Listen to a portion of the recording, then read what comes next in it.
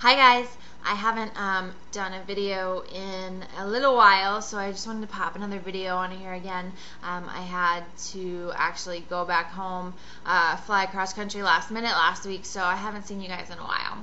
But I just wanted to say thanks for stopping by Train Smart Worldwide. And I was thinking about it. Everyone, it's like full-blown summer now. We're all in our bathing suits and trunks and bikinis and whatever else, and tank tops and sundresses and everything, and people are always very self-conscious of their own bodies. Whether other people think that you have the perfect body, or anything else, we're our worst critic. So the biggest thing that we're looking to do this summer is to blast more fat, right? So we're going to be talking about blasting fat a lot. And so one thing that I was thinking about is that a common way that most people go wrong, I guess you could say, in their exercises is that they don't have any timed rest periods, and how they're putting their exercises in order and what their rest periods are.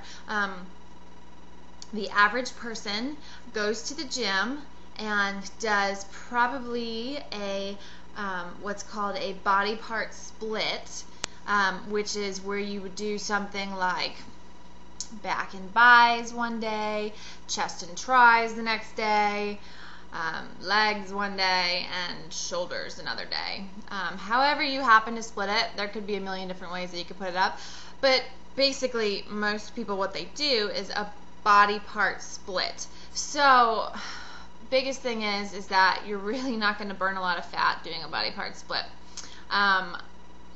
There are ways that you could tweak it that you could, but overall you need to get as much of your body moving, as much muscle as possible you want to get working, and it's going to really enhance your metabolism and create a great metabolic effect, and blast that fat off your body. So what you need to do is probably switch to a full body workout if your goal is to blast fat.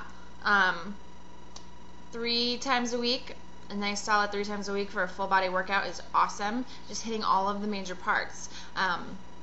Definitely have to include the legs.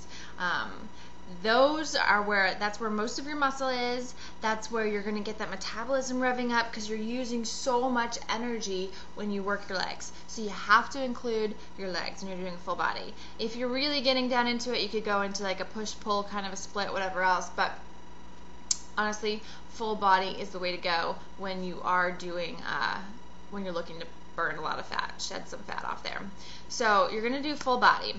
The next thing that you're going to do is you're going to make sure that your resting is very short. So you may not be able to lift as much as you usually do when you rest a longer period of time. That's okay. It's going to take a few times to get used to what you can lift with a minimal rest, but you will be lifting a little bit less than what you typically do with strength. And that's okay. Like, again, as long as you're challenging yourself, that's what counts. So there's a couple of different options to go about this. I mean, actually there's more than a couple. There's like probably a bajillion. But the most common thing to do, or the best, easiest thing to do, not easy doing it, but easiest thing to remember, is you want to put a couple of exercises back to back. So ideally you want to get upper body and lower body working all together. What you can do is you can alternate between upper body and lower body, going back and forth. So you could do a set of step ups, then you could do a set of shoulder presses, then you could do a set of rows, all back to back. So all these exercises would go back to back. There would be no rest in between the exercises, because we're working different muscles, so we don't have to rest, because the legs from the step-ups are getting rest when we're doing the rows and the shoulder press. The shoulders are getting rest when we're doing the step-ups and the rows, and then, etc., etc. So putting exercises back to back, having no rest in between exercises is a great option. Also, intervaling some speed type things, cardio type things with in between your weights. So what you could do is you could do jumping jacks. Either like count to a number, like say you're going to do 100 jumping jacks, or you could do it by, if you have a clock nearby, you could do it by timed intervals. So you could do like 60 seconds of jumping jacks, or 30 seconds of jumping jacks, whatever you want to make it, whatever's challenging for you.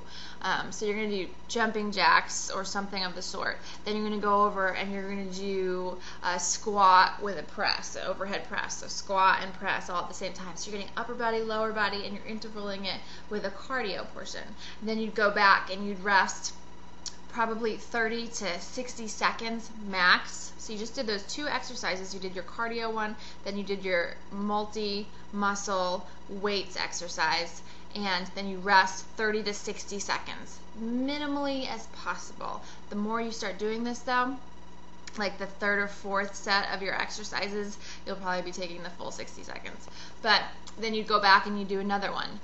Work it through a couple rounds of that, then you'd move on. You would do something like, let's say, what can we do? We could do burpees. We love burpees, right? So squat, thrust, jumps. We could do some squat, thrust, jumps.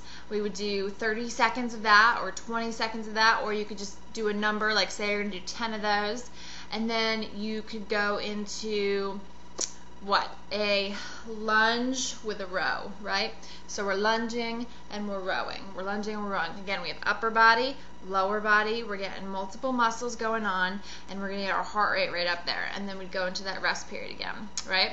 So what you need to do, keep your rest down to a minimal, get your exercises in nice and back to back, whether you're doing a circuit or a group of exercises, or you're doing like a kind of a quick cardio with a multi-muscle movement following that, and then resting. You want to get your heart rate up. That's the key. Get your heart rate up, then drop it back down with the rest. Then get your heart rate up, then drop it back down with the rest. What you're going to do is you're going to get a little zigzag, and that is amazing for fat loss. There's a thing called EPOC effect. It's exercise post-oxygen consumption. Guess what? After you do something like this with resistance training and the high intensity type cardio stuff, getting your heart rate up there like that, after your workout, you're going to continue to burn calories. Pretty awesome, right? Yeah, it is. So that's one of the keys to blasting through some of that fat. So kind of get out of that comfort zone, get out of that box, stop doing those bodybuilding workouts, those body part splits. Get some full body type stuff in there. You can get more done in less time and better results. So if you have any questions, you can shoot them over onto the forum or down on the comments below. I'd love to see your comments. Nobody's commenting, so please leave your comments, and I will talk to you soon. Thanks for stopping by. Train Smart Worldwide.